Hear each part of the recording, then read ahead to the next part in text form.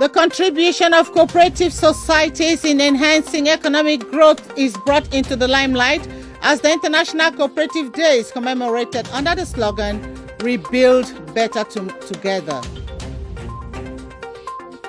Cameroon's economic and budgetary orientation for 2021 to 2024 has come under review at the National Assembly. The midterm evaluation is done by the Budget and Finance Committee at a plenary. Renowned Cameroon musician West Madiko has played the final notes of his earthly being. The author of several albums has been laid to rest in Paris, France, and those are top stories. Good evening and thanks for joining us on this edition of the 7:30 News with me, Gladys Tata, but we apologize for this late start.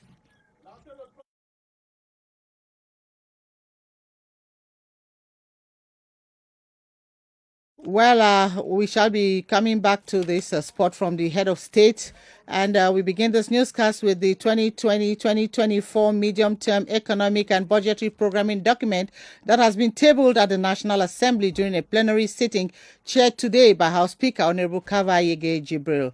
The draft, which is being examined by the Committee on Finance and the Budget, presents the major orientations of public action as well as the macroeconomic and budgetary outlook. Esther Kmer, you tell us more.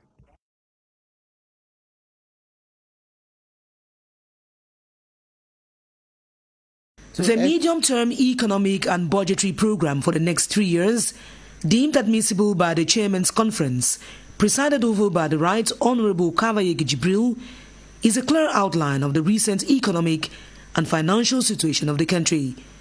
In accordance with the 2018 fiscal regime of the states, it precedes the budgetary orientation debates, where Parliament will be enlightened on government's budgetary choices and the direction of public finances in the medium term. With projections of state resources in 2022 standing at 5,649.7 billion CFA francs, the growth rate is estimated at 4.4%. Before the Finance and Budget Committee, Minister Louis-Paul Motaze reassured that public action for the 2022-2024 period will be oriented towards implementing the Global Response Plan to fight COVID-19, starting off the universal health coverage and carrying out the reconstruction of crisis-ridden regions. To accompany the import substitution policy, there will be gradual tax exemptions on certain products in order to promote local production on a large scale. As you heard in our headlines story, today is World Cooperative Day, commemorated under the slogan, Rebuild Better Together. And the aim of the edition is to raise awareness on the importance of cooperatives' open membership model and to ease wealth creation and poverty elimination. CRTV's Ewane Epole, in the report that follows, says with the increasing number of cooperatives in the country, economic growth can be boosted and increase jobs as well. Cooperatives have been acknowledged as associations and enterprises through which citizens can effectively improve their lives while contributing to the economic, social, cultural and political advancement of the community and nation. Cameroon joins the rest of the world in commemorating the International Cooperative Day under the theme, Rebuild Better Together. The cooperative framework is a perfect instrument for promoting the principle of subsidiarity, to bringing development at local level, pulling the workforce so that we can work on the plantation of John today and tomorrow work on the plantation of Emmanuel. So that's the principle. According to economic experts, cooperatives' open membership model affords access to wealth creation and poverty elimination. For the common law countries, they have the ability to federate different cooperatives at a higher level and go now to the money market to secure large sum of money and come and distribute it along with cooperative members. Cooperatives around the world on this occasion showcase how they are meeting the COVID-19 pandemic crisis with solidarity and resilience by offering communities a people-centered and environmental just recovery. Let's talk religion now. Roman Catholic Christians of St. Paul and Peter and Paul Parish and Simalen have been urged to be missionaries of Christ for the growth of the church in their neighborhood. The Metropolitan Archbishop of Yaoundé, His Grace Jean Barga, was speaking during a pastoral visit to the parish. Gilbert Ongene trailed to the Archbishop and brought back this report for the 7:30 news. It is a joyous and expectant Christian community that welcomes the Archbishop of Yaoundé this Sunday at Alomba, Ekoko and Gengeng chapels. It is a great pleasure for us to welcome the Archbishop of Yaoundé. I hope that it will be an occasion for us to gratify the Lord most fully, to make us grow in your faith. I would like that my Lord, the Bishop, should create another mass where the Anglophones living around that area should have a means of attending masses in the language that they will understand better. While assuring them of the support of the Archdiocese, the Archbishop of Yaoundé exhorted them to work for the growth of the church. It is a new area, so I call all the faithful to be creative, to try to innovate as much as possible. The other thing is to send them to mission. It is time for us to be very involved to the evangelization. The over 4,000 Christians of this fast-growing parish are already counting their blessings of today and sowing seeds for a bountiful harvest in the future. Over in Gaoundéré, insecurity has been a major challenge to the people of Mbere division in the Adamawa region, as the towns of Mbere share borders with the Central African Republic. Any instability in the neighboring country is quite felt by the people of Mbere. A 2-day working visit by the governor of Adamawa region to assess the security situation has helped to reassure the population that their security is government's top priority. Rekiatu Musa Jinge in Adamawa region puts together the following report. The fieldwork began with visits to Yamba, Minim and Alhamdu, border towns with Central African Republic in the Mbere division, to assess the level of security that reigns in these areas. The influx of refugees from neighboring Central African Republic, cattle theft and hostage taking for ransoms are some of the problems tabled by the population. After having listened to a plethora of problems channeled by the population of the Njonghong and Gaumi subdivision, the Adamawa governor Kildaji Tageke Bukar encouraged them to remain vigilant and collaborative. I can assure the opinion that our border is serene. We do hope with the serenity which will come back to neighboring country, things will be very peaceable for us, and the two people will embark on their economic activities very soon. The governor went ahead to have a closed-door meeting with the security forces of the division to know more about the unconfirmed reports of light arms circulation and other forms of violence in the division. After the meeting, the governor, however, emphasized that the government is finally aware of the situation on the ground, reason it has put in place vigilante groups and forces of law and order to assist the population in times of hardship. Human and material requirements for the 10-year new biometric passport issuance in Cameroon have been met by the INCM Ojanti consortium partner. The company set the machines rolling on July 1 to the satisfaction of the applicants whose nightmare of harassment and corruption is a thing of the past. BrigadeAntiSardinard has been keenly observing the respect of the contract between the consortium and the Delegation General for National Security and reports on the National Center for the Production of Passports as a hub for different branches set into motion for new travel document. Kilian? The National Center for the Production of Passports in Yaoundé, that is already in use, despite some external cosmetic polishing, is according to the contract between the Delegation General for National Security for the State of Cameroon and the INCM Ojanti Consortium, a Bill, Operate and Transfer Deal, BOT.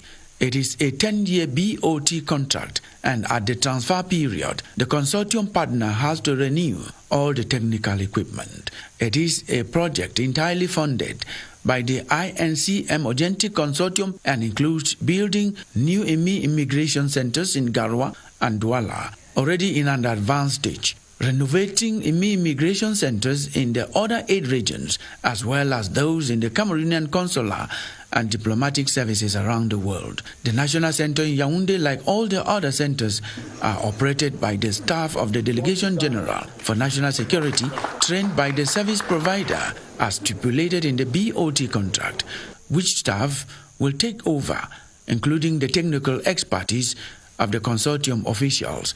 The new initiative of the modern, more reliable and secured Cameroonian passport, produced in a record time of 48 hours, in the words of the Delegate General for National Security, Martin Balgangele, is the materialization of the directives of the Head of State, Supreme Chief of the Police Force, to eliminate harassment and corruption observed in the chain of the issuance of the travel document. The new biometric passport system, easy and effective, has come to put an end to multiple shortcomings observed in the production chain.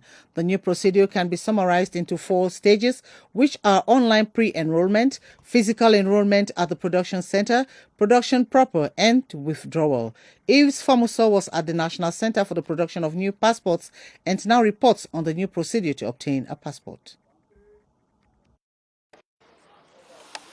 A new system for biometric passport. First, applicants walk through the corridors of the National Production Center with physical copies of their documents, checked and cross-checked. Applicants go in for the capture of biometric data, including facial scans, fingerprints, and digital signatures, which are done in physical locations. Applicants find the new system easy and effective. Everything is very simple, very free and fair. It's transparent. I think it's advanced. This is actually what is happening in Dubai, Germany, and other countries. Yeah. So I find it's very easy for me, like as opposed to the other system. The old manual system has been completely shut down. Officials of the General Delegation for National Security say applicants will receive their passport within 48 hours from submission at the cost of 110,000 CFA francs. The National Center for the Production of Passports has a technical capacity to produce at least 1,000 passports daily. It's indeed a new era for production of passports in Cameroon. And in politics, CPDM officials in the Vina division of the Adamawa region have received a consignment of 14,000 membership cards, which are currently being distributed to supporters and sympathizers at the level of the party's subsection. The initiative by the elite of the Adamawa is meant to galvanize the party and help officials better prepare for future political battles. Elise Waji Banmia tells us more from Crtv Adamawa.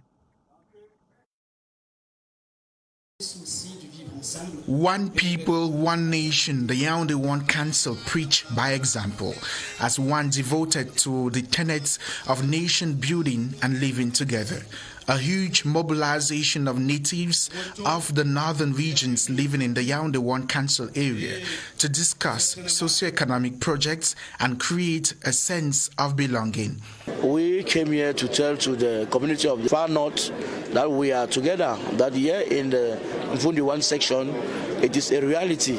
The living together, being together, and working together in the Mfundi One section is actually a reality. The mayor of the Yaoundé One Council dispatched his assistants and fellow CPDM subsection heads to listen to the challenges of the people. Council officials promised to solve notably hurdles in having access to project funding and the establishment of birth and marriage certificates. Public Health Minister Manauda Malashi has expressed government's determination to continue to step up the quality of health services in different regions and upgrade the infrastructure. He was speaking at the end of a tour of some hospitals in the North Regional Capital, Garoua, where he also evaluated the level of work on facilities under construction. The minister equally held working sessions with health personnel, during which he encouraged them to adopt good management practices. Tony Nanyongo reports from Garoua. There are 33,553 in number, among them women and children who've left their homeland involuntarily due to the socio-political upheaval in the Central African Republic. The UNHCR, through the program Educate a Child, has constructed and equipped 2 blocks of classrooms, boreholes and paid PTA levies for children of refugees to study with the objective to scale down illiteracy. Within the community before, there was no classroom, so at times, especially during the rainy season, when there is rain, there's no school, schools are closed. But with this now, despite the overpopulation that we have there, but it's something at least, it will help the education community there. They've equally assisted the host community of these refugees in Tuboro by constructing and equipping a quarantine center. At first it was a catastrophe. Everything is available. It will be very, very convenient for them. There will be no problem. UNHCR has as roadmap to find sustainable solutions to the plight of refugees through its coordination program of bringing back detainees, reinstate and reintegrate them in society.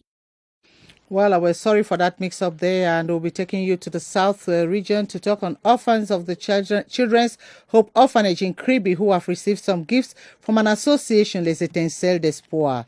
The donation that comprised of foodstuff, toiletries, anti-COVID-19 and school kits is part of the association's routine activities, having as main aim the contribution to the education of underprivileged and vulnerable children. Cyril Nwazeke reports from CRTV South in Crtv. Contributing to nation building by ensuring the education and well-being of the underprivileged and vulnerable children, Les Étincelles d'Espoir have once more reached out to another orphanage. The association extended her largesse to the Children's Hope Orphanage in Crtv. I came here one time and I see the children and I told my sister that we have to go to give them a rays of sunshine in their life. We are together, we will not forget them. The close to 50 orphans would today benefit from this donation, foodstuffs, toiletries, anti-COVID-19 and school kits, assured the donors they will make good use of the gifts. I would like to thank the mothers of the association because she has traveled, they have traveled and come here to bring us all these things. Me and my other brother, sister, they want to tell you thank you. The association Les Étincelles d'Espoir, founded in 2019, is not in their first outreach. They have previously donated to other orphanages in Yaoundé. This is their first donation out of the capital city, and they do not intend to stop here. It's over 2 months now since the vaccination campaign against the coronavirus was launched in Cameroon. Gilbert Ongene and his guest, Dr. Andrean Jo, are at the Public Health Emergency Operations Center here in the nation's capital to give us a balance sheet of the exercise in the country. Hello, Gilbert. What are the strides made so far?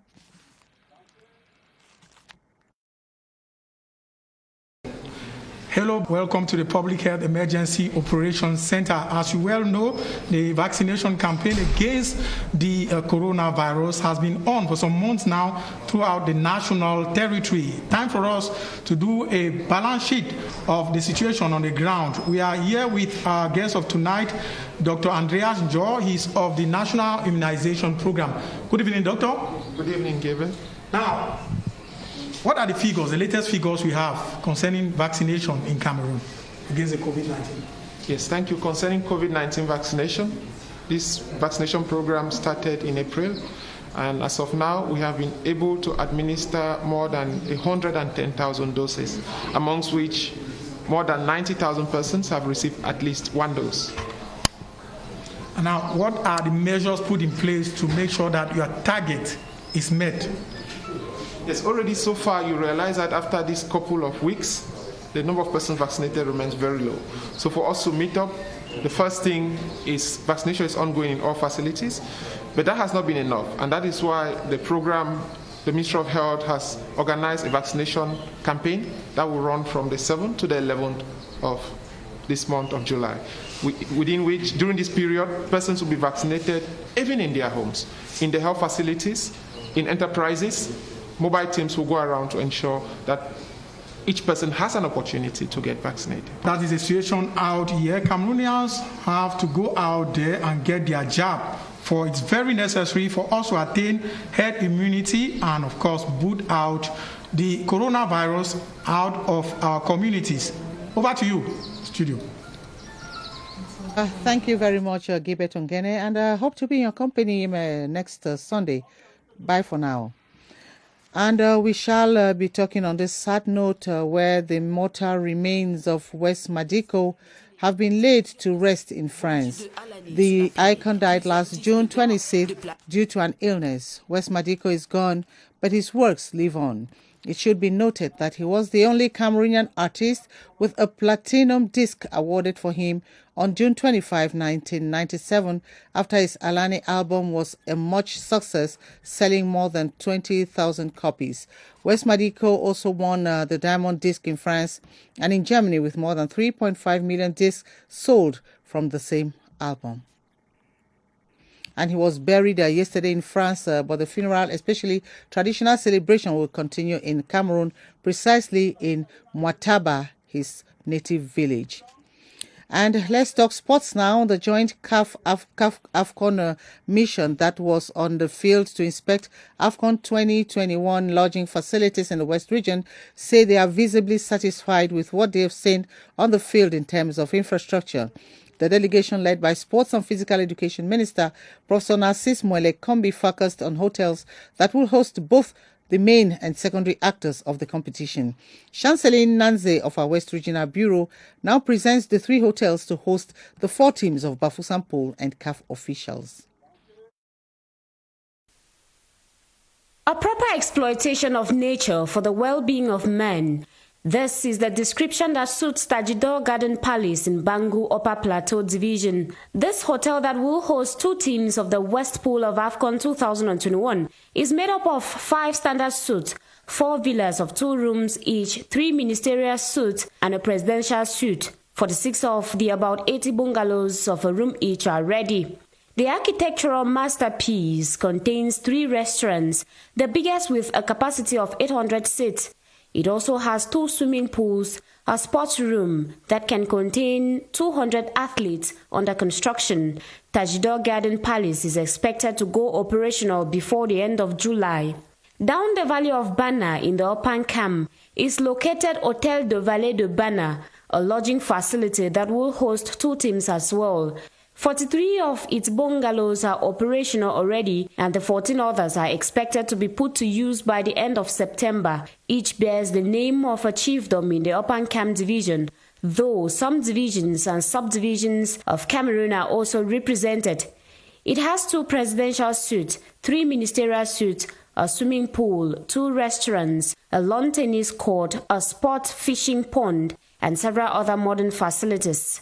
As for Zingana Hotel in Bafoussam, it will be home to CAF officials during their sojourn in the West region. The artistic edifice has 45 rooms, 5 junior suites, a presidential suite and a restaurant with a capacity of 50 places, fashioned to the taste of the CAF Kokan delegation that tarried in the West region for 2 days. Well,